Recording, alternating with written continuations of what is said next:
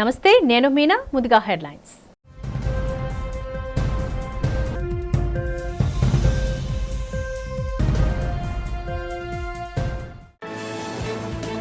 తిరుమల శ్రీ వెంకటేశ్వర స్వామిని దర్శించుకున్న కేంద్ర వ్యవసాయ శాఖ మంత్రి శివరాజ్ సింగ్ చౌహాన్ వెంకటేశ్వర స్వామి ఆశీస్సులతో దేశం సస్యశ్యామలంగా ఉండాలని ఆకాంక్ష.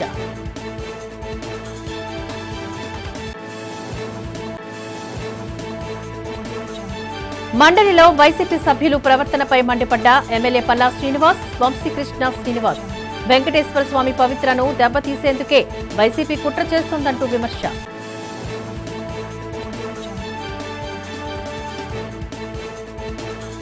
చంద్రబాబు పాలనలో రాష్ట్రం అప్పుల్లో కూరుకుపోతుందన్న వైసీపీ ఎమ్మెల్సీ కుంభా రవిబాబు, కూటమి ప్రభుత్వం 20 నెలల్లో చేసిన అప్పులపై బహిరంగంగా లెక్కలు చెప్పాలంటూ డిమాండ్.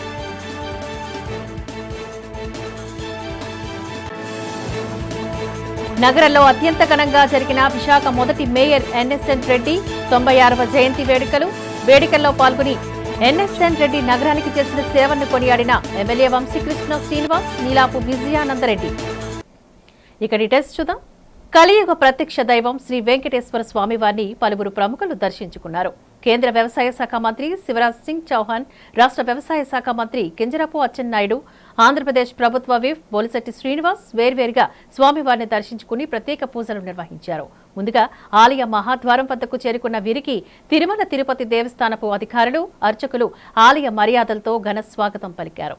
దర్శనానంతరం రంగనాయకుల మండపంలో వేద పండితులు ఆశీర్వచనం అందజేయగా అధికారులు శ్రీవారి తీర్థ ప్రసాదాలను, చిత్రపటాలను వారికి అందజేశారు. ఈ సందర్భంగా ఆలయ వెలుపల కేంద్ర మంత్రి శివరాజ్ సింగ్ చౌహాన్ మాట్లాడుతూ దేశం సుభిక్షంగా ఉండాలని, రైతు లోకం బాగుండాలని స్వామివారిని ప్రార్థించినట్లుగా తెలిపారు. రాష్ట్ర మంత్రులు కూడా స్వామివారి కృప రాష్ట్ర ప్రజలపై ఎల్లప్పుడూ ఉండాలంటూ ఆకాంక్షించారు. मन असीम शांति, आनंद और प्रसन्नता से भरा हुआ है. उनके चरणों में यही प्रार्थना है, हमको सद्बुद्धि दे, सन्मार्ग पे चलाए और हमारा जीवन लोगों की सेवा में गुजरे, लोगों की सेवा करके अपने जीवन को सफल, सार्थक और धन्य बनाए. और ये भी प्रार्थना उनके चरणों में, सर्वे भवन्तु सुखिनः, सर्वे सन्तु निरामया, सर्वे भद्राणि पश्यन्तु, మా కశ్చిత్ దుర్భాగ్ భవేత్. ఉత్తరాంధ్ర ప్రజల ఆరాధ్య దైవం శ్రీ వరహాలక్ష్మి నరసింహస్వామి వారిని గోవా గవర్నర్, దేవస్థానపు అనువంశిక ధర్మకర్త పూసపాటి అశోక్ గజపతిరాజు దంపతులు దర్శించుకున్నారు.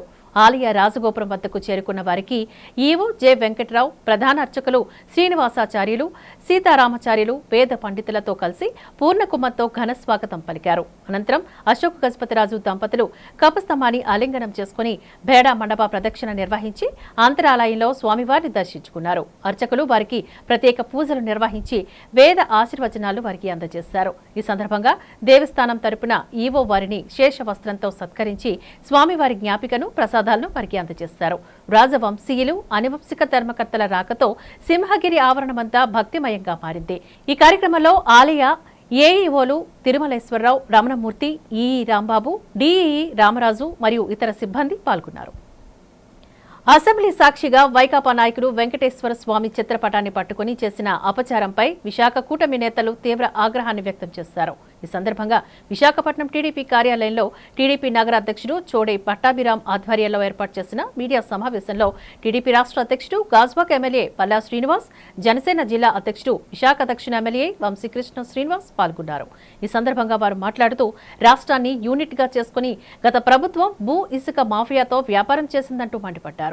ఇలాంటి అరాచకాలకు పాల్పడిన జగన్మోహన్ రెడ్డికి గత ఎన్నికల్లో ప్రజలు క్రికెట్ ఆడుకోవడానికి కేవలం 11 సీట్లు మాత్రమే మిగిల్చారని అన్నారు. టీటీడీ కల్తీ లడ్డు వ్యవహారంలో దేవుడిపైనే అవాకులు చవాకులు మాట్లాడుతున్న వైకాపాకు వచ్చేసారి టెన్నిస్ ఆడుకోవడానికి కేవలం 2 సీట్లు ఇచ్చి పక్కన కూర్చోబెడతారంటూ ఎద్దేవా చేశారు. నాయకుడిని బట్టే కార్యకర్తలు ఉంటారని, జగన్ ప్రవర్తన వల్లనే ఆ పార్టీ నేతలు ఇలా తయారయ్యారని విమర్శించారు. ప్రత్యక్ష దైవం పట్ల అపచారం చేసి మళ్లీ ఎదురుదాడి చేయడం దారుణమని, తక్షణమే జగన్మోహన్ రెడ్డి వెంకటేశ్వర స్వామి భక్తులకు క్షమాపణ చెప్పాలని వారు డిమాండ్ చేశారు. చెప్పులు వేసుకొని, బూట్లు వేసుకొని ఆ బొమ్మల వెంకటేశ్వర స్వామి పటాన్ని పట్టుకొని తిరుగుతుంటే, వాళ్ళు నిరసన తెలియజేస్తుంటే, రాజకీయంగా వాడుకుంటే ఏం చెప్పాలి? ఇది తీవ్రంగా మేము ఖండిస్తున్నామని చెప్పి ఈ సందర్భంగా తెలియజేస్తున్నాం. అందుకే వీళ్ళకి 11 సీట్లకే అసెంబ్లీని అపహాసం చేశారు, 11 సీట్లకే పరిమితం చేస్తారని చెప్పి తెలియజేస్తున్నారు. ఇదే కాదండి, కానీ వెంకటేశ్వర స్వామి తలనీలాలు కూడా వీళ్ళు 2 కోట్ల డబ్బులకి కక్కుర్తిపడి మయన్మార్ ద్వారా థాయిలాండ్ చేరి థాయిలాండ్ ద్వారా మళ్ళీ చైనాకు వచ్చేటువంటి విషయాన్ని అస్సాం రైఫిల్స్ వాళ్ళు పట్టుకున్నారు. ఇది అంతా కూడా ఆన్ రికార్డ్, మీరు ఒకసారి వెరిఫై చేసుకుంటే. ఇలాగ అనేక ఇవే కాకుండా విఐపి టికెట్స్, ఇంకా విషయం మర్చిపోయింది చెప్పడం. వైసీపీ నాయకులు విఐపి టికెట్లు అమ్ముకున్నటువంటి, సేవా టికెట్లు అమ్ముకోవడం బ్లాక్ మార్కెట్లో, ఇవన్నీ కూడా హిందువుల వెంకటేశ్వర స్వామి అంటే ఒక చులకన భావన. అలాగే అన్ని మత ప్రచారం కూడా వాళ్ళు తిరుమల తిరుపతి దేవస్థానం ఇచ్చినటువంటి టికెట్లు వెనకాల అన్ని మత ప్రచారాలు చేశారు. హిందువులకి ఎంతో పవిత్రంగా, హిందువుల యొక్క ఆరాధ్య దైవంగా భావించే పరిస్థితి ఉంది. జగన్మోహన్ రెడ్డి గారు ఈరోజు వాళ్ళ ప్రవర్తన కానీ, వెంకటేశ్వర స్వామి ఫోటోలు పట్టుకొని వాళ్ళు చేస్తున్న రాజకీయాలు కానీ చెప్పులేసుకొని ఒక కల్తీని దగ్గర నుంచి చూస్తే హిందువుల యొక్క పవిత్రతను, హిందువుల యొక్క మనోభావాలను దెబ్బతీసే విధంగా ఆయన ప్రవర్తన ఉంది. కాబట్టి ఆయన హిందూ సమాజానికి క్షమాపణ చెప్పాలని చెప్పేసి మేము తెలియజేస్తూ ఉన్నాం. రాజకీయాలకు మతాల మీద కూడా చేయొచ్చు, మతాలను కూడా అడ్డుపెట్టుకోవచ్చు అని ఇవాళ జగన్మోహన్ గారు కోరుకుంటే, దేవుడు నీకు ఇచ్చినటువంటి గిఫ్ట్ క్రికెట్ మ్యాచ్ ఆడుకోవడానికి ఒక 11 సీట్లు ఇచ్చారు. ఈసారి టెన్నిస్ ఆడుకోవడానికో లేకపోతే షటిల్ ఆడుకోవడానికో 2 మాత్రం ఇస్తారన్న విషయం కూడా మీరు గుర్తుపెట్టుకోవాలి. ఏదైతే వెంకటేశ్వర స్వామి ప్లే కార్డ్స్ ఉన్నాయో అవి మండలంలో ప్రదర్శించడం ఒక తప్పు అయితే, అవి పట్టుకుని చెప్పులు వేసుకుని షూ వేసుకుని అవమానించడం అనేది, హిందూ మనోభావాలను దెబ్బతీయడం అనేది రెండవ తప్పు. కూటమి ప్రభుత్వం అధికారంలోకి వచ్చిన ఈ 20 నెలల కాలంలో చేసిన అప్పులపై బహిరంగంగా లెక్కలు చెప్పాలని వైఎస్ఆర్సీపీ ఎమ్మెల్సీ కుంభా రవిబాబు డిమాండ్ చేశారు. విశాఖలోని పార్టీ కార్యాలయంలో ఏర్పాటు చేసిన మీడియా సమావేశంలో ఆయన మాట్లాడుతూ, రాష్ట్రం రెవెన్యూ వృద్ధిలో దేశంలోనే అట్టడుగున ఉందని కాగ్ నివేదికలు చెబుతూ ఉంటే 11.09% జీఎస్డీపీ వృద్ధి సాధించామంటూ ఆర్థిక మంత్రి పయ్యావుల కేశవ్ ప్రజలను మోసగిస్తున్నారని మండిపడ్డారు. కేవలం 20 నెలల్లోనే చంద్రబాబు ప్రభుత్వం 3.28 లక్షల కోట్ల అప్పులు చేసిందని, ఇది వైఎస్ఆర్సీపీ 5 ఏళ్ల పాలనలో చేసిన అప్పుతో సమానమని స్పష్టం చేశారు. భారీగా అప్పులు చేసిన సూపర్ 6 హామీలతోని ఏ ఒక్కటిని అమలు చేయలేదని, సంక్షేమ పథకాల ఊసేలేదని విమర్శించారు. గత ప్రభుత్వ హయాంలో 14 లక్షల కోట్ల అప్పులు అయ్యాయని తప్పుడు ప్రచారం చేసిన కూటమి నేతలు ఇప్పుడు బడ్జెట్ సాక్షిగా జగన్ హయాంలో జరిగింది కేవలం 3.39 లక్షల కోట్లనని ఒప్పుకున్నారని గుర్తు చేశారు. జగన్ పాలనలో సచివాలయాలు, మెడికల్ కాలేజీలు, పోర్టులు, ఆర్బీకే కేంద్రాల నిర్మాణంతో సంపద సృష్టి జరిగిందని, టీబీటీ ద్వారా 2.75 లక్షల కోట్లు నేరుగా ప్రజల ఖాతాలోకి చేరాయని వివరించారు. కానీ నేడు ఆదాయ వృద్ధి లేకపోయినా అప్పులు చేస్తూ రాష్ట్రాన్ని దివాలా తీస్తున్నారని, 3 గ్యాస్ సిలిండర్ల హామీని కూడా నెరవేర్చలేని అసమర్థత పాలన కొనసాగుతుందని కుంభా రవిబాబు ధ్వజమెత్తారు. జగన్మోహన్ రెడ్డి గారు ప్రభుత్వం దిగిపోయినాటికి రాష్ట్ర విభజన నుంచి 2004 దాకా ఏర్పడినటువంటి మొత్తం అప్పు కలిపి, ఇంక్లూడింగ్ చంద్రబాబు నాయుడు గారు ముఖ్యమంత్రిగా ఉన్నటువంటి సమయంలో 3,06,952 కోట్లతో కలిపి 6,46,059 కోట్లు మాత్రమే. కానీ ఎన్నికల సందర్భంలో మీరు ఏం మాట్లాడారు? 10 లక్షల కోట్ల అప్పుని ఒకరు, 12 లక్షల కోట్లని ఒకరు, 14 లక్షల కోట్లని ఒకరు, రాష్ట్ర ప్రజానీకాన్ని తప్పుడు లెక్కలతో మీరు మభ్యపెట్టి కూటమి ప్రభుత్వ అధికారంలోకి వచ్చినటువంటి సంగతి రాష్ట్ర ప్రజానీకానికి మరొక్కసారి విన్నవించుకుంటున్నాను. నేను ఇక్కడ 2014 నుంచి 2019 దాకా చంద్రబాబు నాయుడుకి అధికారంలో ఉండగా దాదాపు 22% అప్పు పెరిగితే, అదే 2019 నుంచి 2024 వరకు జగన్మోహన్ రెడ్డి గారు అధికారంలో ఉండగా అప్పు మొత్తం పెరిగిన శాతం కేవలం 15% మాత్రమే. ఎవరు ఆర్థిక విధ్వంసానికి పాల్పడ్డారు చంద్రబాబు నాయుడు గారు. బడ్జెట్ ప్రసంగంలో కూడా గడిచిన ప్రభుత్వం ఆర్థిక విధ్వంసం అని అనేక సందర్భాల్లో మీరు మాట్లాడారు. ఈ పెరిగినటువంటి అప్పు శాతాన్ని కనుక మనం చూస్తే ఎవరు ఆర్థిక విధ్వంసానికి పాల్పడ్డారు? మీ ప్రభుత్వం హయాంలో 22% అప్పులు పెంచినటువంటి మీరా, 15% మాత్రమే అప్పులు పెంచినటువంటి జగన్మోహన్ రెడ్డి గారా? రాష్ట్ర ప్రజలు అర్థం చేసుకోవాల్సిందిగా మనం చేస్తున్నాం.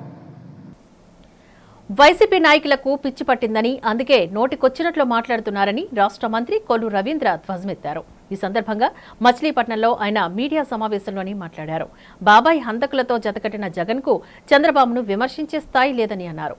తిరుపతి లడ్డూ అపచారంతో జగన్ చరిత్రలో నిలిచిపోతారని, జైలుకి వెళ్లొచ్చిన అంబటి రాంబాబు స్వాతంత్ర సమరయోధుల్లా పోజులిస్తున్నారని ఎద్దేవా చేశారు. బందరులో పేర్ని నానిని పిచ్చుకుక్క కరిచిందని, అందుకే సోషల్ మీడియా వీడియోలతోని ప్రజలను హింసిస్తున్నారని విమర్శించారు. అభివృద్ధి సంక్షేమమే కూటమి ప్రభుత్వ ధ్యేయమని, రాష్ట్ర పురోగతి చూసి ఓర్వలేక వైసీపీ నేతలు ఏడుస్తున్నారని ఆయన మండిపడ్డారు. బాబు గారి గురించి మీ బాబు ఏంటి ఏం భాష మీరు మాట్లాడేది? మేము మాట్లాడలేమా?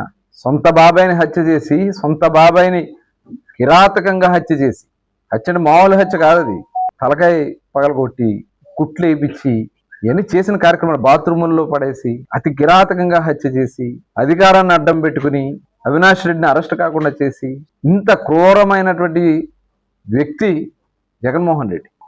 ఆ రోజున మరి నారాసుర రక్త చరిత్ర అంటే చంద్రబాబు నాయుడు గారి చేతిలో కత్తి పెడతాడు పేపర్లు. ముందేమో గుండెపోటు అంటారు, తర్వాత కత్తిపోటు అంటారు. ఇవన్నీ చూసాం, ఈ డ్రామాలన్నీ చూసాం. ఇంకా మీలో పరివర్తన రావట్లా. ప్రజలు మిమ్మల్ని చీదరించుకున్నారే మీరు చేసిన పనికి. కుల మత పార్టీలకు అతీతంగా విశాఖ నగరాన్ని అభివృద్ధి చేసిన మొదటి మేయర్ దివంగత ఎన్ఎస్ఎన్ రెడ్డి అని దక్షిణ MLA Vamsikrishna Srinivas, BJP senior నేత స్వర్గీయ ఎన్ఎస్ఎన్ రెడ్డి కుమారుడు నీలాపు విజయానందరెడ్డి అన్నారు. విశాఖ మొదటి మేయర్ దివంగత ఎన్ఎస్ఎన్ రెడ్డి 96వ జయంతి సందర్భంగా జీవీఎంసీ గాంధీ విగ్రహం పక్కన ఉన్న ఎన్ఎస్ఎన్ రెడ్డి విగ్రహానికి టీడీపీ నగర అధ్యక్షుడు చోడే పట్టాభిరామ్తో కలిసి వారు పూలమాల వేసి నివాళులర్పించారు. అనంతరం మాట్లాడుతూ ఎన్ఎస్ఎన్ రెడ్డి విశాఖ ప్రజల గుండెల్లో చిరస్థాయిగా నిలిచిపోయారని అన్నారు.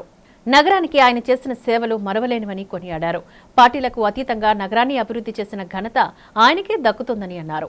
నేటి తరం నేతలు ఆయన స్ఫూర్తితో ముందుకు సాగాలని వారు కోరారు. మహానీయుల మార్గదర్శకాలకు అనుగుణంగా నేడు తమ ప్రభుత్వం ముందుకు సాగుతుందంటూ స్పష్టం చేశారు. విశాఖపట్నం మొదటి మేయర్ మనందరికీ సుపరిచితులు, మన మధ్య లేకపోయినా కూడా విశాఖపట్నం ప్రజలు గుర్తించుకునే వ్యక్తి ఎన్ఎస్ఎన్ రెడ్డి గారు. ఆయన 96వ జయంతి సందర్భంగా ఈరోజు ఇక్కడ ఆయన విగ్రహానికి పూలమాల వేసి నివాళులు అర్పించడం జరిగింది. నాకు అవకాశం కల్పించిన మా సోదరులు విజయానంద రెడ్డి గారు, వివేకానంద రెడ్డి గారికి ప్రత్యేకంగా ధన్యవాదాలు. అలాగే మా అన్న పట్టాభి గారు కూడా ఈ కార్యక్రమంలో పాల్గొన్నారు. విశాఖపట్నం పేరు చెప్పగానే గుర్తు వచ్చే మొదటి వ్యక్తి ఎన్ఎస్ఎన్ రెడ్డి గారు.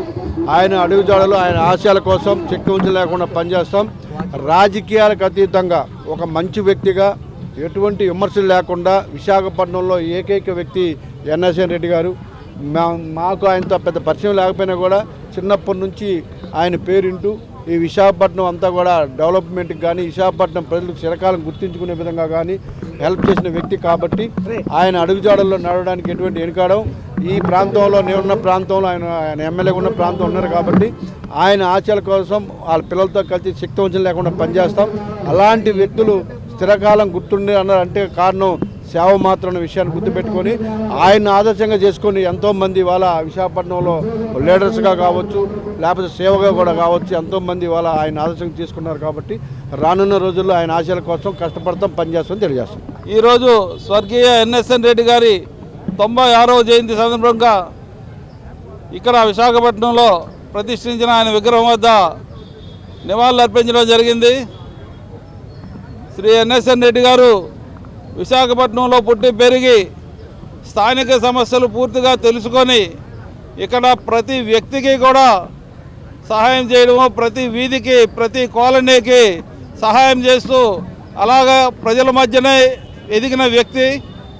అటువంటి వ్యక్తి భారతీయ జనసంఘలో చేరి అనేక మంది జాతీయ నాయకులతో అనేక రకాలుగా తెలుసుకొని ప్రజా సమస్యలు ఎలా పరిష్కరించాలని తెలుసుకొని ఎదిగిన వ్యక్తి. ఆ తర్వాత 1978లో జనతా పార్టీ నుంచి విశాఖ 2 శాసనసభ్యునిగా ఎన్నికవడం జరిగింది. అలాగే 1981లో భారతీయ జనతా పార్టీ 1980లో స్థాపించిన తర్వాత అతి కొద్ది కాలంలోనే 1981లో విశాఖపట్నం మున్సిపల్ కార్పొరేషన్ నుంచి ప్రథమ మేయర్గా ఎన్నికవ్వడం జరిగింది. ఆ రోజు ఇక్కడ ఉన్న 50 మంది కార్పొరేటర్లో 24 మంది భారతీయ జనతా పార్టీ సింబల్ మీద గెలవడం జరిగింది. ఆ రకంగా విశాఖపట్నం ప్రథమంగా దక్షిణ భారతదేశంలోనే మేయర్ సీట్ని కైవసం చేసుకోవడం జరిగింది. పాయిగ్రావుపేట నియోజకవర్గాన్ని పారిశ్రామికంగా అభివృద్ధి చేసి భవిష్యత్తులో మరో జంషెడ్పూర్లా మారుస్తామని రాష్ట్ర హోంమంత్రి వంగల్పూడి అనిత పేర్కొన్నారు. మండలంలోని వెంకటనగరం గ్రామంలో నిర్వహించిన పల్లె పండుగ కార్యక్రమంలో ఆమె పాల్గొన్నారు. ఈ సందర్భంగా అంగన్వాడీ కేంద్రాన్ని సందర్శించి చిన్నారులతో ముచ్చటించిన అనంతరం బహిరంగ సభలో ప్రసంగించారు. నియోజకవర్గ అభివృద్ధికి తాము కట్టుబడి ఉన్నామని, గత 20 నెలల్లో పంచాయతీరాజ్ శాఖ ద్వారా 32 కోట్లు, ఆర్ఎండ్బి ద్వారా 29 కోట్ల నిధులతోని పనులు చేపట్టామని తెలిపారు. ఒక్క వెంకటనగరం గ్రామానికే 4 కోట్ల అభివృద్ధి పనులు జరిగాయని, 44 లక్షలతోని వాటర్ ట్యాంక్ నిర్మాణానికి శంకుస్థాపన చేశామని చెప్పారు. జల జీవన్ మిషన్ ద్వారా ఇంటింటికి కుళాయిలు, మత్స్యకారులకు వేట నిషేధ సమయంలో 20,000 ఆర్థిక సాయం అందిస్తున్నట్లు వివరించారు. రాష్ట్రానికి మంజూరైన 4 జెట్టీలలోని 2ంటిని పాయిగ్రావుపేటకే తెచ్చామని, వెంకటనగరంలో మినీ జెట్టీను ఏర్పాటు చేస్తామని ప్రకటించారు. సుమారుగా పాయిగ్రావుపేట నియోజకవర్గంలో ఆర్ఎండ్బి నిధుల నుంచి 28 కోట్ల రూపాయల రోడ్లకి సంబంధించిన శంకుస్థాపనలు కూడా జరిగింది. అదేవిధంగా పల్లె పండుగలో భాగంగా పాయిగ్రావుపేట నియోజకవర్గం మొత్తం మీద ఈ రోజుకి 32 కోట్ల రూపాయలు పెట్టి రోడ్లు కూడా వేయడం జరిగిందని చెప్పడానికి నిజంగా చాలా గర్వపడుతున్నాం. లాస్ట్ గవర్నమెంట్ లో ఏదైతే కనీసం ఒక రోడ్ వేయడానికి కూడా ముందుకు రాని గవర్నమెంట్లు అయితే ఈ రోజు 20 నెలల కాలంలో ఆర్ఎండ్బి డిపార్ట్మెంట్, పిఆర్ డిపార్ట్మెంట్ కలిపి దగ్గర 60 కోట్ల రూపాయలు ఇచ్చిన ఒక నియోజకవర్గం పాయిగ్రావుపేట నియోజకవర్గం అంటేనే సుమారుగా మొత్తం రాష్ట్రం మొత్తం మీద ఎన్ని కోట్లు వచ్చినాయో మీరు అందరూ కూడా అర్థం చేసుకోవచ్చు. ఈ రోజు ఒక పక్క అభివృద్ధి, ఒక పక్క సంక్షేమం రెండు కూడా చేస్తూనే ఒక పక్క పరిశ్రమలు కూడా పెద్దపీట వేస్తూ పెట్టుబడిదారులను ఆకర్షించే విధంగా గౌరవ ముఖ్యమంత్రి గారు, అదేవిధంగా ఉప ముఖ్యమంత్రి గారు లోకేష్ గారు చేస్తున్న కృషి కూడా ప్రజలందరూ కూడా గమనిస్తున్నారు. ఈ రోజు పాయిగ్రావుపేట నియోజకవర్గాన్ని గర్వంగా చెప్తున్నా. ఆర్సిలర్ మిట్టల్ వచ్చిన తర్వాత, అదేవిధంగా ఇక్కడ ఫ్యాక్టరీస్, టాయ్ ఫ్యాక్టరీ ఇవన్నీ వచ్చిన తర్వాత పాయిగ్రావుపేట రూపురేఖలే మారనున్నాయి. మరో జంషెడ్పూర్ కూడా కానుంది. ఇక్కడున్న ప్రతి ఒక్క నిరుద్యోగ పిల్లడు కూడా ఎట్టి పరిస్థితుల్లోని అందరూ కూడా ఉద్యోగస్తులై అందరూ కూడా తమ కాళ్ళ మీద తమ నిలబడే పరిస్థితి కూడా వస్తుంది. సుమారుగా ఒక దగ్గర ఒక 20,000 నుంచి 50,000 వరకు ఉద్యోగాలు ఇక్కడికి వచ్చే పరిస్థితి కూడా కనిపిస్తా ఉంది. ప్రజలందరూ సహకరించినందుకు, అధికారులందరూ సహకరిస్తున్నందుకు అందరికీ కూడా పూర్తిగా ధన్యవాదాలు తెలియజేస్తున్నాను. ప్రముఖ పుణ్యక్షేత్రమైన శ్రీ వరహాలక్ష్మి నరసింహస్వామి వారిని మహారాష్ట్ర రాష్ట్ర పట్టణాభివృద్ధి, రవాణా మరియు సామాజిక న్యాయ శాఖ మంత్రి శ్రీమతి మాధురి మిషల్ దర్శించుకున్నారు. దేవస్థాన కార్యనిర్వహణాధికారి జె వెంకట్రావు పర్యవేక్షణలో మంత్రికి ఆలయ మర్యాదలతో ఘన స్వాగతం లభించింది. ఆలయ పర్యవేక్షణాధికారి కె వెంకటేశ్వరరావు స్వయంగా హాజరై దర్శన ఏర్పాట్లను పర్యవేక్షించారు. ముందుగా ఆలయ సంప్రదాయ ప్రకారం మంత్రి స్వామివారి మహిమాన్వితమైన కపస్తంభాన్ని ఆలింగనం చేసుకున్నారు. అనంతరం గర్భాలయంలోని శ్రీ వరహాలక్ష్మి నరసింహస్వామి వారిని దర్శించుకుని ప్రత్యేక పూజలు నిర్వహించారు. దర్శన అనంతరం ఆలయ మండపంలో వేద పండితులు మంత్రికి వేద ఆశీర్వచనం అందజేయగా ఈ సందర్భంగా ఆలయ అధికారులు మంత్రిని శేషవస్త్రంతో ఘనంగా సత్కరించి స్వామివారి ప్రసాదాలను, జ్ఞాపికను, స్వామివారి చిత్రపటాన్ని వారికి అందజేశారు. కలియుగ ప్రత్యక్ష దైవం వెంకటేశ్వర స్వామి వారిని అవమానించేలా వ్యవహరిస్తున్న వైఎస్ఆర్సీపీ నాయకుల తీరుపై పెందుర్తి ఎమ్మెల్యే, జనసేన పార్టీ ఉమ్మడి విశాఖ రూరల్ జిల్లా అధ్యక్షుడు పంచకర్ల రమేష్ బాబు తీవ్రంగా మండిపడ్డారు. ఈ సందర్భంగా అనకాపల్లిలో ఏర్పాటు చేసిన మీడియా సమావేశంలోని ఆయన ఈ సందర్భంగా మాట్లాడారు. కోట్లాది మంది భక్తుల ఇష్టదైవమైన శ్రీవారిని కౌన్సిల్ హౌస్ కు తీసుకువచ్చి కాళ్లకు చెప్పులతో అగౌరవపరచడం వైసీపీ నాయకుల వికృత చేష్టలకు నిదర్శనమని ధ్వసమెత్తారు. బొత్స సత్యనారాయణ వంటి సీనియర్ నాయకులు కూడా దేవుణ్ణి రాజకీయాలకు వాడుకోవడం సిగ్గుచేటంటూ ఆగ్రహాన్ని వ్యక్తం చేశారు. జగన్మోహన్ రెడ్డి ప్రభుత్వం తిరుమల పవిత్రతను పూర్తిగా దెబ్బతీసిందని, తలనీలాల ఎగుమతిలో 100 కోట్ల రూపాయల కుంభకోణానికి పాల్పడ్డారని ఆయన ఆరోపించారు. తమ ప్రభుత్వంలో కొండపై అన్యమత ప్రచారాలకు తావిస్తూ సనాతన ధర్మాన్ని భ్రష్టు పట్టించారంటూ విమర్శించారు. గతంలోని చంద్రబాబు నాయుడును అసెంబ్లీలో కంటతడి పెట్టించిన దుర్మార్గపు చరిత్ర జగన్దని, ఇప్పుడు అధికారం కోల్పోయామన్న భయంతోనే మళ్లీ ఇటువంటి వికృత రాజకీయాలు మొదలుపెట్టారని ఎద్దేవా చేశారు.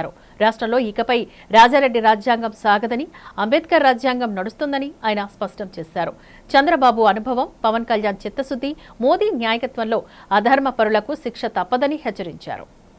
కోట్లాది మంది భక్తులు వారి విలవెల్పుగా పూజించే వెంకటేశ్వర స్వామిని కూడా హౌస్కి తెచ్చి కౌన్సిల్కి తెచ్చి కాళ్ళకు చెప్పులతో మీరు చేసిన వికృతమైన శాస్త్రాలు ఇప్పుడే వీడియో రూపంలో మీకు చూపించడం జరిగింది. దీన్ని తీవ్రంగా అతి తీవ్రంగా మేము ఖండిస్తా ఉన్నాం. ఎందుకంటే దేవుణ్ణి రాజకీయాలకు వాడుకుంటున్నారని చెప్పి బొత్స సత్యనారాయణ గారు వాళ్ళ మనుషులు మాట్లాడింది ఎవరు దేవుని వాడుకుంటున్నారో, ఎవరు దేవుడి ఫోటో కౌన్సిల్కి తెచ్చారో, ఎవరు దేవుడికి అపచారం చేశారో రాష్ట్ర ప్రజలందరూ చూశారు. దాన్ని తీవ్రంగా ఖండిస్తా ఉన్నాం. గతంలో ఎన్నో వికృతమైన శాసనాలు మా వాళ్ళు ముచ్చటించి ఇంకొక రెండు చెప్తాను. తలనేలాలు కూడా ఎక్స్పోర్ట్ చేసి 100 కోట్ల రూపాయలు దండుకున్న వైనం మనం చూసాం. వారి సమయంలో అన్యమత ప్రచారాలు కానీ వికృతమైన శాస్త్రాలు కానీ కొండ మీద ఏం జరిగాయో మనం చూసాం.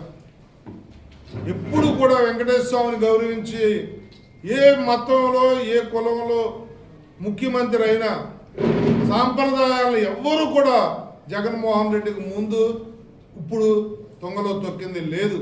ఒక జగన్మోహన్ రెడ్డే హిందువుల పట్ల విషం కక్కుతా ఉన్నాడు. ఆయన ఏది చెబితే అది పాటించే తందాన ఆడే వాళ్ళ బ్యాచ్ ఆ తప్పులను అమలు చేస్తూ ఉన్నారు. దీన్ని తీవ్రంగా ఖండిస్తా ఉన్నాం. గంజాయి డ్రగ్స్ అరికట్టేందుకు ప్రభుత్వం కఠిన చర్యలు తీసుకోవాలని డీవైఎఫ్ఐ విశాఖ జిల్లా అధ్యక్షులు రాజు డిమాండ్ చేశారు. పోలీస్ బ్యారెక్స్ వద్ద గల ఈస్ట్ ఏసీపీ కార్యాలయం వద్ద డ్రగ్స్ గంజాయి అరికట్టాలని కోరుతూ చేపట్టబోయే బైక్ ర్యాలీ పోస్టర్ను ఆవిష్కరించారు. ఈ సందర్భంగా రాజు మాట్లాడుతూ ఈ నెల 22 నుంచి 28 వరకు డ్రగ్స్ గంజాయి నిర్మూలించాలని కోరుతూ బైక్ ర్యాలీ నిర్వహించనున్నట్లుగా చెప్పారు. యువతలో గంజాయి డ్రగ్స్ వినియోగం వల్ల కలిగే దుష్పరిమాణాలు తెలియజేస్తామని అన్నారు. యువత పెడద్రోవన పడకుండా సన్మార్గంలో నడవాలని కోరారు. గంజాయి డ్రగ్స్ అక్రమ రవాణాకు పాల్పడుతున్న మాఫియాపై ఉక్కుపాదం మోపాలని అన్నారు. డ్రగ్స్ గంజాయి రహిత రాష్ట్రంగా తీర్చిదిద్దేందుకు ప్రభుత్వం కృషి చేయాలని రాజు డిమాండ్ చేశారు. ఈ కార్యక్రమంలో డీవైఎఫ్ఐ నేతలు, విద్యార్థులు పాల్గొన్నారు. డ్రగ్స్ గంజాయిని రూపుమాపాలని ప్రభుత్వం దానికి తగిన విధంగా చర్యలు తీసుకోవాలని డిమాండ్తో జిల్లా వ్యాప్తంగా బైక్ ర్యాలీ చేయడానికి మేము నిర్వహించడానికి తలపెట్టాము. ఈ నెల 22 నుంచి 28 వరకు మొత్తం నగరంలో పెద్ద ఎత్తున బైక్ ర్యాలీ చేస్తూ ఉన్నాం. ఈ సందర్భంగా ప్రభుత్వాన్ని ఏదైతే గంజాయి మాఫియాలు ఉన్నారో దాన్ని అరికట్టాలని చెప్పి డిమాండ్ చేస్తూ ఉన్నాం. అదే సందర్భంలో డ్రగ్స్ విపరీతంగా ఈరోజు యువతని నాశనం చేస్తూ ఉంది. దీంట్లో అధికారులు ఎవరైతే రాజకీయ పెద్దలు దీనిలో ఇన్వాల్వ్మెంట్ ఉండడం వల్ల దీని డ్రగ్స్ విపరీతంగా ఈరోజు దొరకడం జరుగుతుంది. కాబట్టి వెంటనే ఏదైతే ఈ మాఫియా ఉందో మాఫియా మీద చర్యలు తీసుకోవాలని చెప్పి అదే సందర్భంలో యువతకు కూడా ఈ సందర్భంగా యువత అనగానే జీవితం వికాసించడం కోసం క్రీడలు ముఖ్యంగా క్రీడల్లో ముందుకు రావాలని చెప్పేసి కోరుతా ఉన్నాం. అలాగే ఎవరైతే తల్లిదండ్రులు ఉన్నారో యువత చెడు మార్గం వైపు వెళ్లకుండా, పిల్లలు చెడు మార్గం వైపు వెళ్లకుండా వాళ్ళని నిరోధించడానికి ప్రయత్నం చేయాలని చెప్పేసి ఈ సందర్భంగా కోరుతా ఉన్నాం. ఉపమాకలో వేంచేసి ఉన్న శ్రీ వెంకటేశ్వర స్వామి వారి వార్షిక కళ్యాణోత్సవ ఏర్పాట్లను పరిశీలించేందుకు వచ్చిన రాష్ట్ర హోంమంత్రి వంగల్పూడి అనిత పర్యటనలో ఒక ఆసక్తికర ఘటన చోటు చేసుకుంది.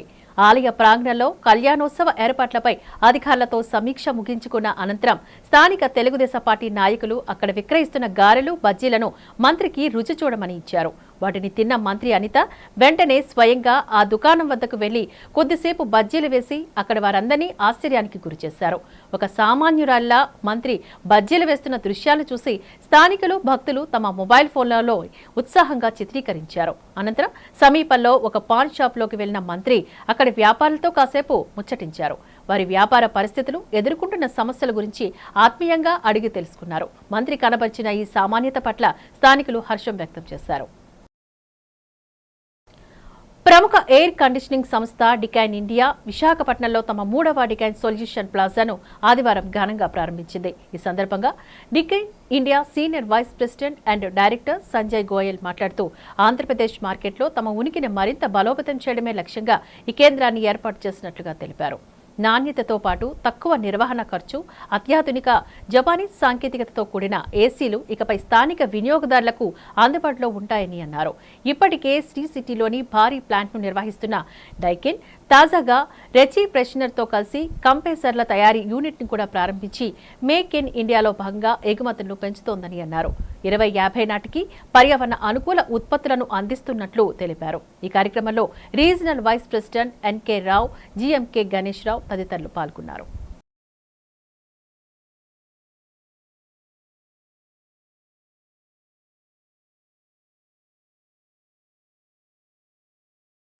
We are very happy on this to be here today on this occasion on the auspicious opening of our Solution Plaza at Vizag Air Control for Mr. Mohammed at Voltaire Road.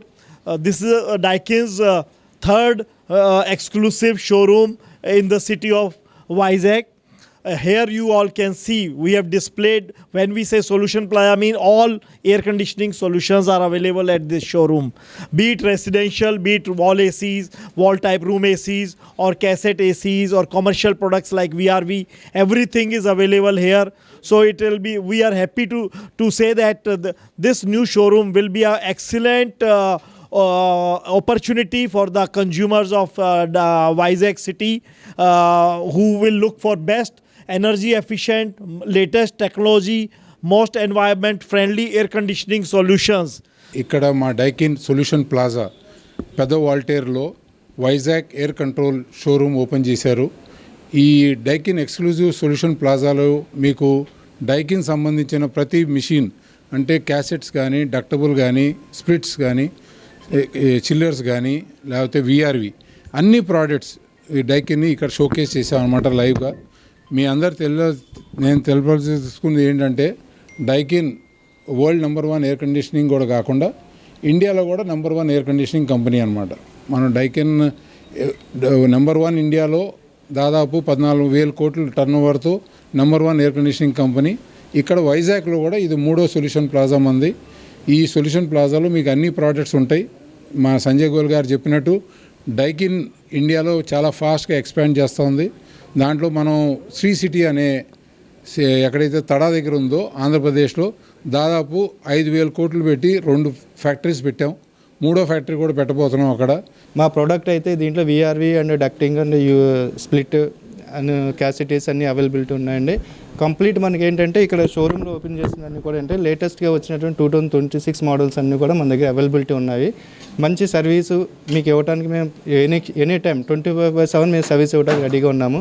So మాకేంటే మా product మా showroom ఒకసారి visit చేసి అందరూ కూడా మాకు support చేయవలసిందిగా media పరంగా అందరికీ కోరుకుంటున్నాం. Thank you so much giving the opportunity. Thank you so much. Simhagiri పుణ్యక్షేత్రంలో కొలువై ఉన్న శ్రీ వరహాలక్ష్మి నరసింహస్వామి వారికి గురువారం స్వర్ణ పుష్పార్చన సేవ అత్యంత వైభవంగా శాస్త్రోక్తంగా నిర్వహించబడింది. దేవస్థాన కార్యనిర్వహణాధికారి ఆదేశాల మేరకు ఆలయ అధికారుల పర్యవేక్షణలో వేద పండితుల మంత్రోచ్చరణల మధ్య ఈ ఆధ్యాత్మిక క్రతువు కనుల పండుగగా సాగింది.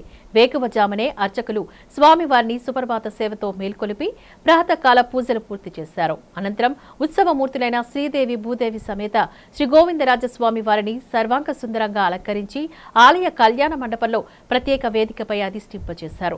నాదస్వర మంగళ వాయిద్యాల నడుమ వేద పారాయణ చేస్తూ స్వామివారికి బంగారు పుష్పాలతో అర్చనను నిర్వహించారు. ప్రతి సువర్ణ పుష్పం స్వామివారి పాదం చెంత చేరుతూ ఉంటే భక్తులు చేసిన గోవింద నామస్మరణంతో క్షేత్రమంతా మారుమోగింది. ఈ సేవలో పాల్గొన్న భక్తులందరికీ గోత్రనామాలతో సంకల్పం నిర్వహించి పూజ అనంతరం వేద పండితులు వేద ఆశీర్వచనాన్ని వారికి అందజేశారు.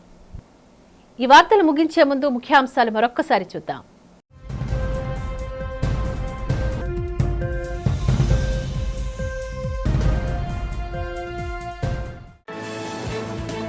తిరుమల శ్రీ వెంకటేశ్వర స్వామిని దర్శించుకున్న కేంద్ర వ్యవసాయ శాఖ మంత్రి శివరాజ్ సింగ్ చౌహాన్ వెంకటేశ్వర స్వామి ఆశీస్సులతో దేశం సస్యశ్యామలంగా ఉండాలని ఆకాంక్ష.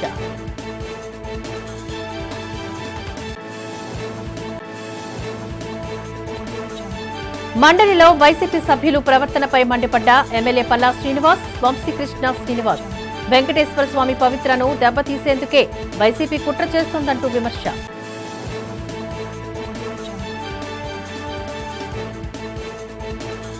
చంద్రబాబు పాలనలో రాష్ట్రం అప్పుల్లో కూరుకుపోతుందన్న వైసీపీ ఎమ్మెల్సీ కుంభా రవిబాబు, కూటమి ప్రభుత్వం 20 నెలల్లో చేసిన అప్పులపై బహిరంగంగా లెక్కలు చెప్పాలంటూ డిమాండ్.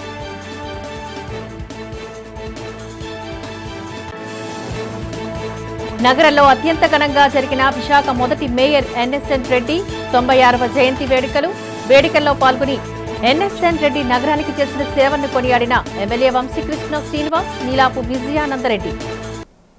వార్తలు ఇంతటితో సమాప్తం. నమస్కారం.